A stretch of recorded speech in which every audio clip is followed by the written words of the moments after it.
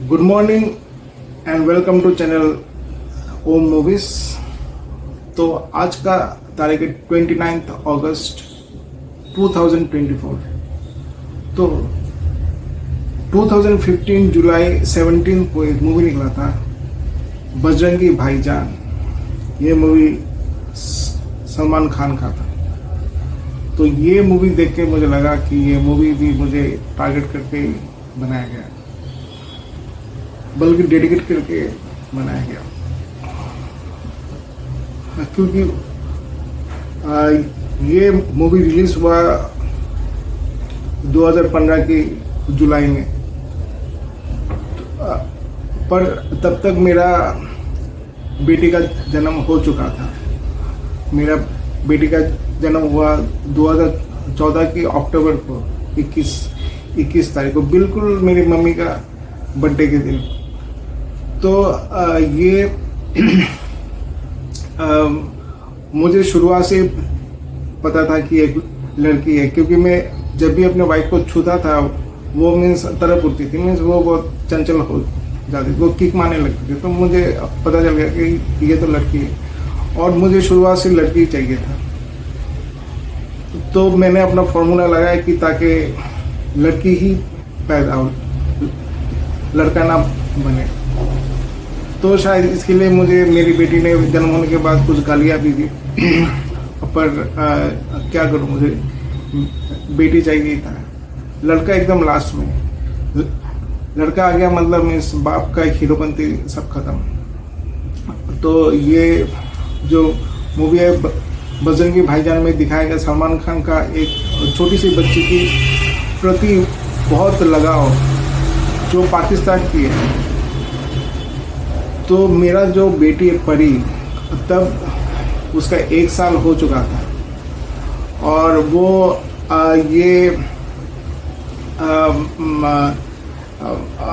वो कुछ बोल नहीं पाती थी, पर मैं उसका सिर्फ भाषा समझता था,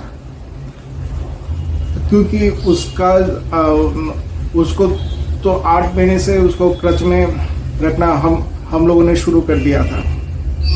और उसकी मम्मी ने जॉब जॉइन कर लिया था 8 महीने से ही, और फिर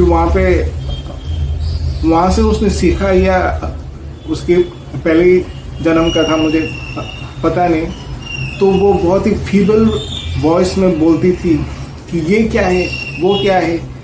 तो मैं समझ गया, अरे ये तो हिंदी बोल रही है, इसको हिंदी कैसे पता चल गया।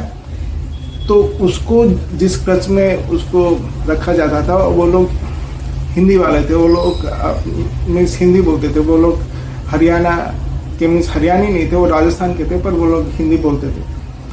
तो ये और वो 3 बहनें थी, जो मैंने मेलेफिसेंट मूवी की वीडियोस में बताया। तो 3 बहनें उसको देख रेख में उसको बड़ा किया, उसको उसके 8 महीने से लेके 4 साल तक। तो ये जो तो वो हिंदी में मुझसे बात करती थी, और वही पे जो उसकी मम्मी है उसको बांग्ला सिखाने की कोशिश में थी, पर वो नाकाम रही। और मैंने जैसे उसका हिंदी सुन लिया, समझ लिया, तो मेरे कान थोड़े ज़्यादा पतले हैं, और उसकी मीन्स मम्मी के कान, मीन्स मेरे वाइफ के कान थोड़ा सा भारी है। उसको इतना ये थोड़ा आवाज़ देके बोलना पड़ता है, तब उसको समझ में आता है। तो वो अपनी बच्ची की जो आवाज़ है वो पकड़ नहीं पा रहे थे, पर मैंने पकड़ के समझ गया कि वो हिंदी बोल रही है। तो ये तो दूसरा है कि इसका ये और दूसरा है कि उसको दिखाया था पिक्चर में कि वो पाकिस्तान से, तो इसलिए शायद क्योंकि वो जो कॉन्सीव हुई वो तब हम लोग मीन्स गुड़गांव के राजीव चौक की मस्जिद वाली गली में थे, जहाँ पे सामने एंट्रेंस में एक बड़ा सा मस्जिद है। तो उस गली में हम लोग जब थे, तब वो कॉन्सीव हुई। तो फिर दोबारा उसके जन्म के बाद कभी भी उसको वहाँ पे नहीं ले जा पाए हम लोग। और जब वो ये बजरंगी भाईजान रिलीज हुआ 2015, तब मैं ऑलरेडी यहाँ पे आ गया था।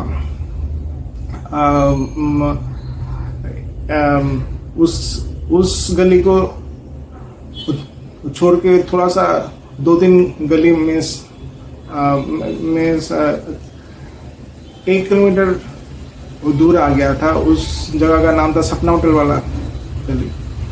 तो वहाँ पे आ गया था। तो वो ये कहते थे। और दूसरा चीज़ है कि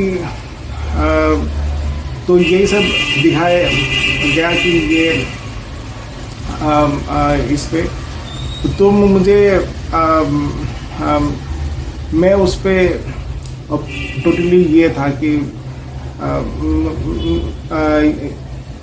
ये मेरी बच्ची है, मैं उसको ये नहीं होने दूंगा, क्योंकि मुझे शुरुआत से वो छोटी बेबी मुझे बहुत पसंद थी। मेरी जो बचपन में मेरी बहन थी मुझसे 2 साल बड़ी, हम लोग दोनों एक साथ खेलते थे। तो कभी कभी मैं उसको बहुत प्यार करता, मैं उसका बच्चों जैसा प्यार करता था। मैं है मुझसे बड़ी, पर उनका गाल वाल दबा के, क्योंकि मुझे एक छोटी सी एक बेबी चाहिए था। फिर जब मैं क्लास 3 या 4 में था, तब हमारे घर एक 1-2 साल की एक बच्ची आती थी सामने की क्वार्टर से दौड़ के। बीच में रोड था, पर उस जमाने में ट्रैफिक में इधर से लोग साइकिल भी चलाते थे। तो ये दौड़ के आ जाती थी। तो वो मुझे बहुत पसंद था। मीन्स मैं उसे बहुत प्यार करता था। उसका गाल, उसके बेबी गाल, जब जैसे वो बात करती थी, तो गालों को अपनी जो ये जो फीस है उससे हल्के हल्के से बेबी की गाल को ऐसे सहलाना मुझे बहुत पसंद है। तो ये जो था, मैं अभी भी अपनी बेबी का गाल को ऐसे ही सहलाता हूँ। तो ये जो बाप और बेटी का जो इतना प्यार हो सकता है, तो ये सब चीज़ दिखाया बजरंगी भाईजान में। हालांकि मेरा ऐसा पाकिस्तानी से कोई दुश्मनी या लेना देना नहीं है। मैं उस मस्जिद वाली गली को मैं पाकिस्तानी बोला गया। जबकि गजब की बात तो ये है कि जब मैं रुद्रपुर से छोड़ के ये गुड़गांव के राजीव चौक आया, तो वहाँ पे मेरी वाइफ कह रही थी कि मुझे बहुत मटन खाने का जी कर रहा है। तो तब तक तो मैं पूरा मटन छोड़ चुका था। तो मैंने कहा कि चलो, ये मुझे तो किसी को तो खिलाना तो होगा, उससे शादी किया, अब तो उसको तो खिलाना तो होगा। तो मैं ढूंढ रहा था, तो देख रहा था कि राजीव चौक में कोई मटन की दुकान तो कुछ है नहीं। फिर ढूंढते एक दुकान में मिला कि वो कसाई है, पर ये है क्या नहीं कुछ पता नहीं चला, क्योंकि उसकी जो दुकान की जो दरवाजे है बंद थे। क्योंकि ये यहाँ पे हरियाणा का रूल है कि आप लोग ऐसा ओपन मीट नहीं बेच सकते। आपका जो दुकान है उसका जो दरवाज़ा है लगा के रखना होगा। तो ये सब मुझे पता नहीं था। तो ये एक दुकान था, तो मैं थोड़ा सा उदास हो गया था। तो तभी कुछ 1 महीने के अंदर एक नया मीट शॉप खुलता है, और वो बंदा दिखने में बिल्कुल ओसामा बिन लादेन की तरह होता है। मीन्स इतने लंबे लंबे दाढ़ी उसके, पूरा ओसामा बिन लादेन जैसे पगड़ी। तो उसकी दुकान में मैं जाता था ये मटन लाने अपने वाइफ के लिए। तो हम लोग क्या करते थे, जिस मकान में थे वहाँ पे नॉनवेज पकाना भी मना था। तो रात में पकाते थे 11 बजे 12 बजे, अब पका के उसको पूरा फ्रिज में रख देते थे, मीन्स डीप फ्रिज में। फिर जब मेरे वाइफ का मन करता था, वो डीप फ्रिज से निकाल के उसको गर्म करके खाती थी। ये था हालत। तो वो जो ओसामा बिन लादेन जैसा जो ये था, तो उससे काफ़ी मेरा बाद में दोस्ती भी हो गया था। तो फिर क्योंकि उस राजीव चौक में मैं 2013 की फरवरी से लेके मैं 2019 की अक्टूबर तक रहा।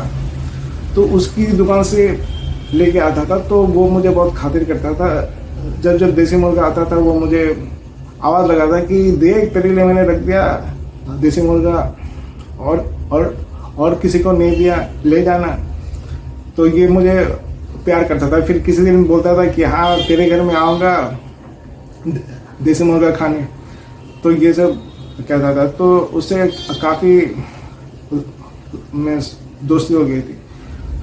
तो ऐसे भी मैं अगर देखूँ तो मुझे लगता है कि ओसामा बिन लादेन शायद महाभारत की टाइम पे मामा शकुनी था, जो चक्रवर्ती की खानदान का एक रिश्तेदार हुआ करता था, तो जिसने 9/11 की नाम को इतना प्रसिद्ध किया। तो ये सब मुझे लगता है कि ये सब कुछ एक षड्यंत्र चक्रव्यूह। और एक मज़ेदार बात, जब मैं रुद्रपुर से ये राजीव चौक जा रहा था, तो मैं सोच रहा था कि यार उसने तो, मैं तो एक बार गया पर ठीक ठाक इस लोकेशन पे पहुंच पाऊंगा कि नहीं। तो तभी एक पुलिस वाले से हमारी ड्राइवर ने रास्ता पूछा, तो पुलिस वाले ने कहा कि मैं भी उधर ही जा रहा हूँ। उसको बिठाया एम्स से, दिल्ली की एम्स से। और फिर वो आते आते उसने पूरा ड्राइवर को पूरा शॉर्टकट भी दिखाया कि ऐसे निकल जाओ। तो फिर आके फिर जैसे जैसे रास्ता था आके, और फिर बिल्कुल वो मस्जिद के सामने ही उतरा। और फिर उसने गली भी दिखाया कि जाओ ऐसे अंदर में। फिर मुझे याद आ गया, हाँ ये मस्जिद था, उसके अंदर जो गली था जहाँ पे मैं कमरा देख के आया था। तो उसके बाद पहला तो ऐसे ही एक कमरे में था। वो कमरा था किसी सिंगर का, वो जयपुर में एक लड़का था, वो सिंगर था, उसका मकान था। तो वहाँ पे पनाह मिला। तो फिर उसके बाद उसका पापा थोड़ा पागल से थे, तो वो क्या स्टेबलाइजर अपना कुछ बदल नहीं देते थे, जिसके लिए मेरा फ्रिज खराब हो गया था। तो इसलिए मैं ये मकान छोड़ के दूसरा मकान में चला गया था। तो वो पुलिस वालों का था। फिर उसको छोड़ के फिर दूसरा मकान में गया था, तो वो भी पुलिस वाले का था। तो ये सब एक जो संजोग है कि इसलिए मैं बता रहा था कि सिर्फ मेरे लादेन के साथ कनेक्शन नहीं, पुलिस वालों के साथ भी भाईचारा है। तो ये सब जो अजीब सा जो संजोग है, अजीब सा ये, तो उसी के लिए मैं कह रहा था कि मैं अगर पाकिस्तान में गलती से भी चला गया तो मेरा बजरंगी भाईजान की तरह मेरा मारपीट नहीं होने वाला है, बल्कि मैं वहाँ की सारी जनता को मैं अपना वश में कर लूँगा। तो यही सब था बजरंगी भाईजान। और वो था कि गाना जब बेबी को बास पसंद है, ये मैंने देखा था कि जैसे मेरी बेबी को कोई बीट्स सुनाई देता था, तो ये जो मीन्स एकदम उछल के डांस करती थी। तो उसी पे ये गाना है, बेबी को बास पसंद है। तो thanks for the song, thanks for the movie, and thank you very much.